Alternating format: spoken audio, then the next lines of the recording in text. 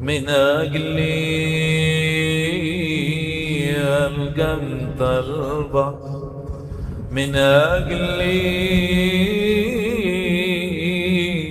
أظهرت طبيعة الحيوان،